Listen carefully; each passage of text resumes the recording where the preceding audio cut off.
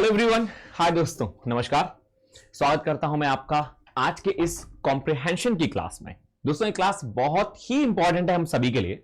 हम सभी ग्रामर पे ज्यादा ध्यान देते हैं, जैसा कि एक एवरेज देखा गया है। काफी स्टूडेंट्स ऐसे होते हैं जो कॉम्पिटिशन एग्जाम में सबसे ज्यादा यदि किसी चीज पे ध्यान देते हैं तो वो दोस्तों चीज होती है ग्रामर। लेकिन यदि कहीं हमें मार्क्स बढ़ाने की बात करनी है कि भाई मार्क्स को गेन कैसे किया जाए, तो मैं आपको सच बताऊं तो दोस्तों आपके लिए सबसे इंपॉर्टेंट होता है पैसेज राइटिंग। पैसेज को हम लोग कॉम्प्रिहेंशन के नाम से भी जानते हैं। आपने ये 9, 10th, 11th, 12th की क्लासेस में जरूर किया होगा। एक अनसीन पैसेज आता था, उसके कुछ क्वेश्चंस दे रखे होते थे, आपको पैसेज पढ़ना है और फिर उसमें से क्वेश्चंस के आंसर्स छांटने हैं। राइट, हम सब क्या करते थे? ऐसा ही कुछ दोस्तों हम कॉम्पिटिशन एग्जाम में भी करते हैं। बस अंतर इतना है, वहां पे जो पैसेज आ रहा है वो शायद हो सकता है स्टोरी बेस हो या फिर स्टैंडर्ड के अकॉर्डिंग 9, 10, 11, 12 के अकॉर्डिंग होता था। लेकिन यहां पे आप जब कंपटीशन को लड़ते हैं तो दोस्तों हो सकता है कि पैसेज आपका बेस होता है एग्रीकल्चरल पे, पॉलिटिकल पे, इकोनॉमिकल पे, या फिर कोई स्टोरी अच्छे स्टैंडर्ड की हो सकती है। तो सबसे पहले हमें पैसेज पढ़ना होता है। We have to complete, we have to go through whole passage, पूरे पैसेज को, पूरे कॉम्प्रिहेंशन को हम पढ़ते हैं। उसके बाद हम क्वेश्चन देखते हैं और फिर उसके बाद हम क्वेश्चंस के साथ आंसर्स को छांटना चालू करते हैं। लेकिन भाई फिर डिफरेंस क्या हुआ 9, 10th, 11, 12 की क्लास में और इस वाली क्लास में जो हम कॉम्प्रिहेंशन की क्लास करते हैं या फिर कॉम्पिटिशन की क्लास करते हैं? उसमें डिफरेंस ये है दोस्तों, वहां पे आंसर्स हमें मिल जाया करते थे पैसेज में ही, लेकिन यहां पे इस बात की कोई पुष्टि नहीं है, इस बात का कोई आधार नहीं है कि आपको आंसर मिल जाएंगे। तो यहां पे आपको अपनी मेंटल एबिलिटी का यूज करना पड़ता है। आपने पैसेज पढ़ लिया, अब पैसेज पढ़ने के बाद दोस्तों उसका क्या कंक्लूजन निकला, उसके अकॉर्डिंग राइटर जो है अपने क्वेश्चंस पुट करते हैं वहां पे और आपको वो समझने होते हैं क्वेश्चंस। फिर आंसर्स को आप बजाय पैसेज में लाइन बाय लाइन छांटने के, आप उसके जिस्ट से समझते हैं कि पैसेज क्या कह रहा है और आंसर क्या होना चाहिए। आई होप कि मेरी बात आपको समझ में आ रही होगी। हम स्टार्ट करेंगे बहुत ही बेसिक पैसेज से। आज केवल हम एक पैसेज करने वाले हैं, मैं आपको समझाऊंगा कैसे करना है, कैसे समझना है और उसके साथ साथ हम लोग आगे बढ़ते जाएंगे। आज है पैसेज की आपकी नंबर 1 क्लास। इसी के साथ दोस्तों हम काफी सारे पैसेज करने वाले हैं कि एग्जाम में यदि ये 7 to 8 मार्क्स का आता है तो हमारे 8 मार्क्स तो भैया पक्के हो जाएं एट एनी कॉस्ट। राइट, और ये पैसेज केवल इधर ही आपकी हेल्प नहीं करता, ये पैसेज करने से आपकी रीडिंग स्किल्स दोस्तों बहुत मजबूत होती हैं, जो कि क्लोज टेस्ट और फिल इन द ब्लैंक्स में बहुत फायदेमंद होती हैं। राइट, तो चलिए बिना किसी देरी के स्वागत करता हूं मैं आपका। मैं हूं पार्थ, आप सभी का दोस्त और होस्ट, और स्टार्ट करेंगे कॉम्प्रिहेंशन को। देखेंगे कि पैसेज क्या है। तो दोस्तों ये है आपका पैसेज, ठीक है। मेरे साथ साथ रीड करेंगे या फिर हो सकता है कि आप खुद भी रीड कर लें, लेकिन खुद रीड करेंगे तो थोड़ा टाइम लग सकता है। आप एक काम कर सकते हैं, वीडियो को दोस्तों आप लोग पॉज कर लेंगे, ठीक है, और मैं आपको सफिशिएंट 3 to 4 मिनट्स दूंगा, आप पढ़ लेंगे, ठीक है। सफिशिएंट आपके पास 3 to 4 मिनट्स होंगे वीडियो को पॉज करने के बाद, फिर आप पढ़ लेंगे। अब मैं आपके लिए एक बार ये रीड करता हूं और हर एक लाइन को समझाऊंगा, ठीक है। और यदि कहीं कोई क्वेश्चन है तो कमेंट बॉक्स में जरूर लिखिएगा और प्लीज वीडियो को लाइक और शेयर जरूर करिएगा, ठीक है। आइए, तो यहां से हम एक कलर चूज कर लेते हैं। ये राइटर ने कहा, Loi was born to very poor parents. Loi एक लड़की का नाम है, was born to very poor parents, उसका जन्म हुआ था एक बहुत ही गरीब माता पिता से। हु वेर स्टार्विंग, ये हु जो आता है दोस्तों ये रिलेटिव प्रोनाउन कहलाता है। WHO हु जो है वो रिलेटिव प्रोनाउन कहलाता है। ये हु किसके लिए आया है? हु आया है पेरेंट्स के लिए। यहां पे हम साथ साथ ग्रामर पे भी ध्यान देते हुए चलेंगे। Who were starving at the time of her birth, जो कि भूख से मर रहे थे at the time of her birth. कब मर रहे थे भाई? उसके जन्म के समय। बर्थ का मतलब हो गया जन्म और एट द टाइम उस समय पर। स्टार्विंग का मतलब होता है डेथ बिकॉज ऑफ हंगरनेस, राइट, या फिर एक्सट्रीम हंगरनेस। डेथ भी नहीं कहें तो एक्सट्रीम हंगरनेस को भी आप कह सकते हैं स्टार्विंग। फिर से ध्यान देंगे, Loi was born to very poor parents, Loi का जन्म हुआ एक बहुत ही गरीब माता पिता से। हु वेर, वो माता पिता जो स्टार्व कर रहे थे, जो भूख से मर रहे थे उसके बर्थ के समय, उसके जन्म के समय। एज का मतलब होता है जैसा कि, जैसा कि दे वेर टू पुअर, वो बहुत ज्यादा गरीब थे, टू ब्रिंग अप, पालन करने में। ब्रिंग अप का मतलब क्या होता है? The right meaning of bring up is किसी का लालन पालन करना। To bring up new baby, नए बच्चे का पालन करने में। दे थॉट, तो उन्होंने सोचा, ऑफ थ्रोइंग, मारने का मतलब फेंकने का। Throwing her into the river, कि उसको नदी में फेंक देंगे। That flowed near their village, जो बहा करती थी, कहां पे? उनके गांव के नजदीक। वो इतने पुअर थे, इतने गरीब थे दोस्तों, कि एक तो स्टार्व कर रहे थे, भूख से मर रहे थे। तो उन्होंने सोचा नया बच्चा हो गया हमारा, अब इसका ध्यान कैसे रखें। तो भाई इसका ध्यान तो रख नहीं सकते, तो करना क्या है हमें, फिर एक काम करते हैं यार। और काम ये करते हैं कि इसको नदी जो है हमारे गांव के बगल वाली, उसमें फेंक देते हैं यार। कम से कम एक दिक्कत तो हटेगी, पालन कर नहीं पाएंगे, बार बार रोज रोज देखेंगे, हम भी मर रहे हैं, ये भी मरती रहेगी, क्या फायदा। This is what the writer has told here.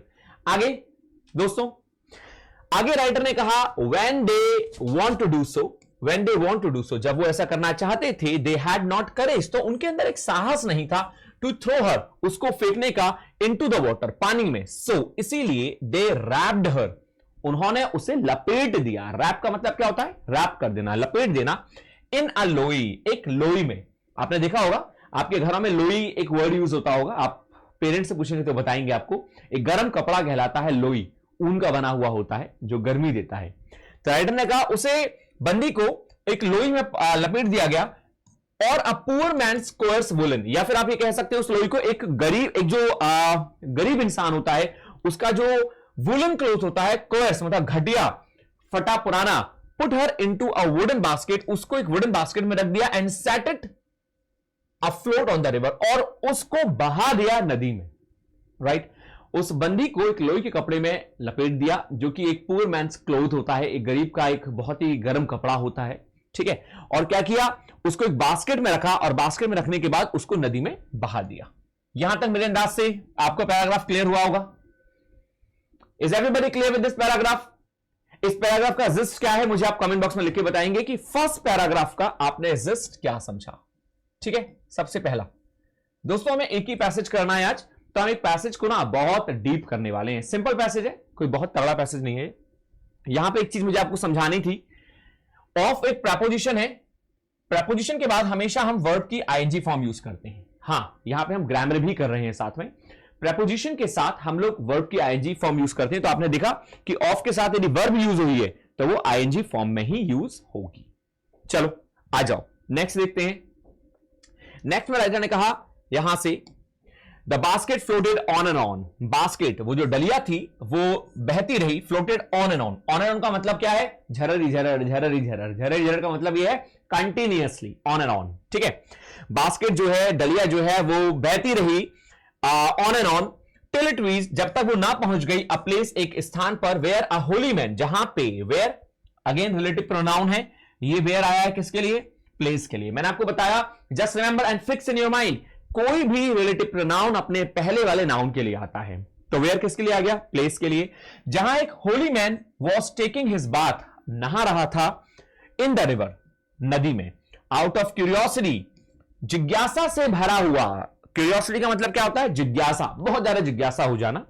Out of curiosity, जिज्ञासा से भरे हुए, he caught hold of the basket, उसने पकड़ा, होल्ड किया उस बास्केट को, एंड वो सरप्राइज, और वो आश्चर्यचकित हुआ, वो सरप्राइज हुआ, टू सी इन इट, उसमें देखकर, क्या, अ चाइल्ड, एक बच्चे को, covered with a piece of cloth, कि एक बच्चा जो था वो एक पीस ऑफ क्लोथ में कवर है। किसमें कवर है, एक कपड़े के पीस में। तो कभी भी कपड़े का जो एक टुकड़ा होता है, उस टुकड़े को हम लोग क्या बोलते हैं, अ piece of cloth. He took पिटी, उसे दया आई, दया आना। अब आने के लिए आप ये नहीं लगाएंगे कि ही केम। मैं आशा करता हूं कि सब मेरे को समझ रहे होंगे बहुत अच्छे से। Is everybody getting? ठीक है, तो यहां पे राइटर ने कहा ही टुक पिटी, इसको just remember guys, just have in your mind. Took pity का मतलब है दया आना। उसे बड़ी दया आई ऑन द लिटिल बेबी, उस छोटे बच्चे पर। कैरिड हर टू हिज हट, वो उसे अपनी झोंपड़ी पे ले गया। हट का मीन्स क्या होता है, cottage. Just remember the meaning of हट इज कॉटेज। वो उसे झोंपड़ी पे ले गया, एंड, और क्या किया भाई, and brought her up as his own child. देखिए ब्रॉट हर अप, तो ब्रॉट किसकी फॉर्म होती है, ब्रिंग की। तो ब्रिंग अप यहां पे यूज हुआ था, ब्रिंग अप, जिसका मीनिंग हमने क्या समझा था, किसी को पालना, किसी का लालन पालन करना, और उसकी देखभाल करी, उसको पाला, एज हिज ओन चाइल्ड, अपने खुद के बच्चे के तौर पे। ही नेम्ड हर, उसने उसका नाम दिया लोई। क्या नाम दे दिया, Loi. After the woollen cloth in which she had been found, और क्यों दे दिया, क्योंकि भैया आफ्टर द वुलन क्लोथ, उस वुलन क्लोथ पे, विच शी हैड, जिस पे वो लपेटी गई थी, क्योंकि वो उसमें उसको मिली थी, तो इसीलिए उसने उसका नाम लोई दे दिया कि भाई तुम्हें मैंने एक गर्म कपड़े में पाया है और वो कपड़ा लोई कहा जाता है, तो मैं तुम्हें भी लोई कहूंगा। तो दोस्तों ये था सेकंड पैराग्राफ, ठीक है, ये था फर्स्ट, ये है second. So please right it down that what did you understand by the second paragraph. क्या है जस्ट सेकंड पैराग्राफ, आप मुझे बताएंगे, ठीक है। चलिए अब आ जाते हैं थर्ड पैरा पे और लास्ट पैरा पे आज के।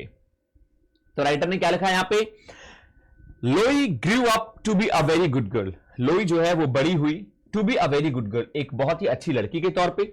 She would get up early, वो उठा करती थी जल्दी, अर्ली इन द मॉर्निंग, सुबह, एंड क्लीन द हट, और झोपड़ी को साफ किया करती थी, विद हर ओन हैंड्स, अपने खुद के हाथों से।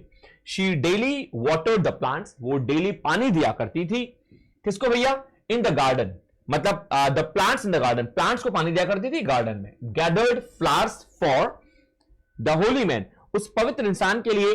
अब भैया लोई बड़ी हो रही है तो ये सब काम करती थी वहां पे, क्योंकि वो उसके खुद के बच्चे की तरह पाली गई थी। वो वहां पे क्या करती थी, वो फूलों को इकट्ठा करती थी उस होली मैन के लिए। And looked after, look after दोस्तों एक फ्रेज होता है जिसका मतलब होता है टेक केयर, देखभाल करना। और देखभाल करती थी गेस्ट की, जो गेस्ट उस होली मैन के घर पे आया करते थे। The holy man often talk to her about God, वो जो होली मैन था वो प्राय उससे बातें किया करता था भगवान के बारे में। एंड द वंडरफुल थिंग्स, और सबसे आश्चर्यजनक चीज, सबसे सुंदर थिंग्स जो थी, मेड बाय हिम, जो उसके द्वारा बनाई गई थी, क्या थी, वो यही थी कि भगवान के द्वारा भगवान की बातें किया करता था। The holy man often talk to her about God and the wonderful things made by him, जो वो उसे, जो भी उसने संसार में बनाया था, भगवान ने जो भी चीज बनाई थी, यहां पे हिम का मतलब भगवान से है, भगवान ने जो भी चीज संसार में बनाई थी उसके बारे में बातें किया करता था और भगवान की बातें किया करता था, क्योंकि उसका नाम ही होली मैन था। होली मतलब पवित्र, ये वो वाली होली नहीं है, होली और दिवाली, ये होली मैन है, एक पवित्र इंसान जिसे आप सैक्रेड के नाम से जानते हैं, not a scared, sacred man. The guest came there, guest जो है, गेस्ट प्लूरल है, गेस्ट जो है वहां आते थे, हु केम देयर, जो वहां आते थे, वेर ऑल्सो पायस, वो भी पवित्र होते थे, पवित्र इंसान होते थे। सो दैट, ताकि लोई ऑलवेज लिव्ड, लोई जो थी वो रहती थी इन द कंपनी, कंपनी का मतलब क्या हो गया, कोई कंपनी वो वाली कंपनी नहीं, साथ में, किसके साथ में, ऑफ गुड पर्संस, अच्छे इंसानों के साथ में, मतलब अच्छे इंसानों की कंपनी में रहा करती थी, अच्छे इंसानों की संगत में। तो संगत यहां पे कंपनी से मतलब है। When she was quite young, जब वो काफी युवा हो गई। क्वाइट दोस्तों तीन प्रकार का होता है, एक होता है क्विट, जैसे आप कहते हैं क्विट मतलब लीव कर देना, यह है क्वाइट, QUITE, क्वाइट, इसका मतलब होता है काफी, जब वो काफी मतलब मच, मैनी, मोर के सेंस में। एक होता है क्वाइट, QUIET, कोई है मतलब शांत, तो वो क्वाइट होता है, दोनों का प्रोनाउंसिएशन क्वाइट है। ये QUITE है जिसका मतलब होता है enough. When she was quite young, जब वो इनफ, पर्याप्त, काफी जवान हो गई थी, द होली मैन, तो वो जो होली मैन है, डाइड, वो मर गया था, ऑल ऑफ अ सडन, अचानक ही। शी फेल्ट वेरी सॉरी, उसे बहुत दुख हुआ, एट हिज डेथ, उसके जाने पे, उसकी डेथ पे। यहां दुख का मतलब सैड भी है और सॉरी से भी है, तो सॉरी का मतलब यहां पे सैडनेस से ही है। शी फेल्ट वेरी सॉरी, उसे बहुत दुख हुआ, एट हिज डेथ, उसकी डेथ पर, but made up her mind to carry on his good work after him, लेकिन उसने अपना माइंड बनाया, but made up her mind, made up का मतलब क्या होता है, बनाना, खुद का दिमाग, टू कैरी ऑन, कि वो कंटिन्यू रखेगी, कैरी ऑन मींस कंटिन्यू करना, क्या कंटिन्यू करना, हिज गुड वर्क, उसके अच्छे कामों को, आफ्टर हिम, उसके बाद। The guest continue to come, guest जो है वो आते रहे, टू हर हट, उसकी झोपड़ी में, and she always looked after, और वो हमेशा देखभाल करती रही उनका, एज वेल एज, साथ ही साथ, she did in the life time, वो उसने ये काम अपना जीवन भर किया, ऑफ द होली मैन, किसका, did in the life time of the holy man, और उसने उस होली मैन की जीवन भर इस काम को किया, राइट। तो दोस्तों ये था आज का पैसेज पैराग्राफ, मैं आशा करता हूं कि आपको बहुत अच्छे समझ में आया होगा, लेकिन यदि स्टिल कहीं कोई क्वेश्चन है, कहीं कोई डाउट है, तो आप उससे जरूर पूछिएगा, कहीं कैसा कोई भी क्वेश्चन आपके दिमाग में चल रहा हो, ठीक है। तो ये तो था दोस्तों हमारा आज का पैसेज, स्टार्ट करेंगे आज के क्वेश्चंस को, आपने क्या समझा। Number 1, why was the girl called लोई। देखिए पहले तो आप एक चीज ध्यान रखिए, यहां पे कुछ वर्ड्स दे रखे थे, जैसे रैप्ड, ये ब्लैक में है, क्यूरियोसिटी, ये ब्लैक में है, और क्वेयर्स, ये बोल्ड ब्लैक में है। इन वर्ड्स पे आप खासकर ध्यान रखा करिए जब आप पैसेज पढ़ते हैं, when you read the passage, so this is my humble request to everyone, please pay attention on such words, because these are the words from which the writer is going to ask the question. So therefore, rather than turning out the pages again and again, right? Whatever. If you have a screen, then again you have to just tap on the button, and then you would be diversified. Your mind will be diverted. So rather than being diverted, you should have a great concentration. That once you are reading something, so you should keep these things in your mind. This is what all the art of passage. Why do the author, writer, or examiner, whosoever, give you passage in the exam? What is the reason behind it? Because he wants to check your concentration, right? Being within a time, how can you solve those 8 to 9 questions? So therefore, once you read the passage, so there is no need to turn up the page again, right? So just keep your things in your mind and then do the questions, right? So these are the important words. Now, why was the girl called Louis? अभी हमने passage में पढ़ा था कि लड़की को लोई क्यों कहा गया था? जो लड़की थी उसको लोई इसलिए कहा गया था क्योंकि जो पुअर मैन था उसने उसे एक गरम लोई के कपड़े में पाया था, राइट? इसीलिए उसको लोई कहा गया था. So she was found floating on the river. जी नहीं, ऐसा नहीं है. The name was given to her by her parents. नहीं, उसके पेरेंट्स ने दिया ही नहीं था. She was called Loi after the woollen cloth in which she had been found. जी हां, एग्जैक्टली, साफ साफ दे रखा था. The holy man christened her as Loi. No no no, C is the right answer. मेरे सभी दोस्तों को क्लियर हुआ होगा कि सी क्यों होगा सही आंसर. सिंपल था, क्लियर. चलो, number next. Why did Lois parents think of killing her? क्यों, क्या रीजन था कि लोई के पेरेंट्स ने सोचा उसको मारने का? क्या रीजन था भाई? Why? Because she proved a bad woman to them. अरे भैया, इतनी पवित्र लड़की थी यार, कैसे बैड वुमन प्रूव हो जाएगी? Because they were too poor to bring her up. हाँ, exactly. बी होगा क्योंकि साफ साफ दे रखा था क्योंकि वो बहुत गरीब थे. वहां पे एक वर्ड यूज हुआ था, स्टार्विंग. यदि आपने पढ़ा हो ध्यान से तो, और डेफिनेट आप सबने पढ़ा था, स्टार्विंग का मतलब था भूख से मरना. Die because of या due to hunger. तो ये क्या था? Because they were too poor. वो बहुत गरीब थे उसको पालने में. Bring her up. तो बिल्कुल सही है B. They wanted to see how she grows in the heart of the holy man. अरे भैया बिल्कुल नहीं. She was of cruel nature and bad habits. बिल्कुल बकवास बात कर रहे हैं लोग. केवल बी जो है वो क्वेश्चन का सही आंसर है. Right everyone? Sure? Everybody can do that, right? So we should move to the next one. Number 3. Lois parents decided to kill her by. अब तो भैया लोई के पेरेंट्स ने डिसाइड कर लिया उसको मारने का. कैसे? To kill her by. कैसे? Starving her to death. उसको भूखा छोड़ देंगे तो मर नहीं जाएगी, ऐसा था क्या? नहीं यार, वो बहुत छोटी थी. Putting her in a basket and setting the basket afloat on the river. उन्होंने मारने का सोचा था कि भैया putting her in a basket, कि हम उसको नदी में तैरा देंगे एक बास्केट में रख के और वो नदी में तैर जाएगी तो मर जाएगी, ऐसा था क्या? हाँ, ये हो सकता है. Living her in the jungle unprotected. नहीं, जंगल की कोई बात नहीं थी. Throwing her into the river and flowed near their village. उन्होंने क्या किया? क्या उन्होंने ये किया था कि throwing her into the river, उसे नदी में फेंक दिया. That flowed near their village, जो उनके नजदीक बहती थी. तो दोस्तों बी और डी दोनों दे रखे थे, लेकिन क्वेश्चन को यदि आप ध्यान से पढ़ेंगे तो क्वेश्चन ने कहा लोई के पेरेंट्स ने डिसाइड किया था टू किल हर बाय, उसको मारने का. तो भाई मारने का डिसाइड किया था लेकिन करेज नहीं था, इसीलिए उसको बहा दिया. तो बहाया था, मारने के लिए नहीं था, तो इसीलिए बी गलत हो गया. उन्होंने डिसाइड किया था उसको मारने का कि उसको नदी में बहा देंगे जो कि उनके विलेज के नजदीक बहती थी, इसीलिए इसका सही आंसर डी होगा. मोस्ट ऑफ द स्टूडेंट्स इसका आंसर बी कर जाएंगे. क्यों? क्योंकि भाई साफ साफ दे रखा था कि उसको लास्ट में क्या किया, उन्होंने बास्केट में बहा दिया जो कि उनके नदी के नजदीक बहती थी. जो नदी बहती थी उसमें एक बास्केट में रख के बहा दिया गया. तो वो तो इसीलिए बहाया गया था क्योंकि उनमें मारने का करेज नहीं था, कि वो मार नहीं सकते थे. तो उन्होंने कहा भैया इसको बहा दो, उसका जो होगा भगवान भरोसे होगा, राइट? तो उसको डिसाइड कैसे किया था पहली बार उन्होंने? तो डिसाइड कैसे किया था कि उसको फेंक देंगे, लेकिन वो करेज नहीं हुआ. लेकिन डिसाइड ऐसे किया था, throwing her into the river that flowed near their village. इसीलिए D is the right answer. Number 4 बच्चों, क्या कहा राइटर ने? Why did Lois parents change their mind? क्या रीजन था कि लोई के पेरेंट्स ने अपना माइंड चेंज कर लिया? Why did Lois parents change their mind? They lacked courage to kill her. जी हां, A is the right answer, one and only. क्योंकि उनमें साहस की कमी थी उसको मारने की. They took pity on her. उनको उस पर दया आ गई. नहीं, दया की तो बात ही नहीं थी. They were afraid that they might be caught in the act by some people. क्या उनको डर था कि वो ऐसा करते हुए किसी व्यक्ति के द्वारा पकड़ लिए जाएंगे? नहीं, ऐसा भी नहीं दे रखा था।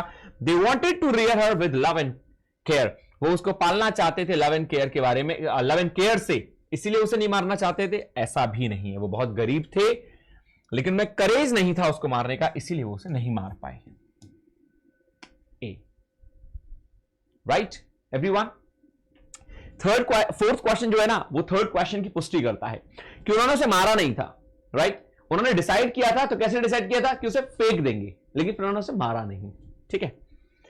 Number 5, the holy man took the baby girl home because, वो जो होली मैन था, पवित्र इंसान था, उसने बेबी गर्ल को लिया होम, घर ले आया, क्योंकि he wanted somebody to work in his hut, क्या वो चाहता था कि कोई उसकी झोंपड़ी में काम करे?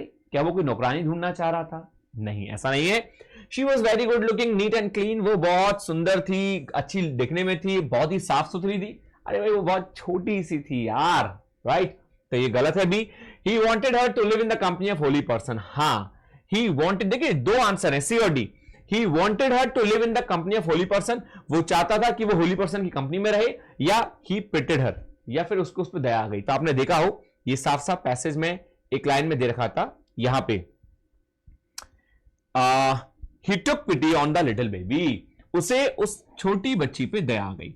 हाँ, वो होली पर्सन, देखिए पैसेज आप देख सकते हैं कभी कभार जब आपको लग रहा है कि एक आध क्वेश्चन में आपको डाउट है, वो चाहता था कि वो जो होली पर्सन है, जो पवित्र लोग हैं, भगवान की जो पूजा करते हैं, उनकी कंपनी में रहे, वो चाहता था, लेकिन वो घर उसको इसलिए नहीं लाया था। घर तो लाया था क्योंकि उसे उस पर दया आ गई थी। तो D is the right answer, C गलत है, डी आप सही कर लेंगे, ठीक।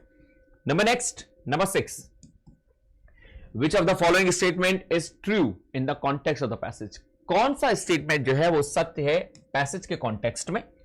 लोई clear the house and water the plants, लोई घर को साफ किया करती थी एंड प्लांट्स में पानी दिया करती थी, जी हां, ये सही है।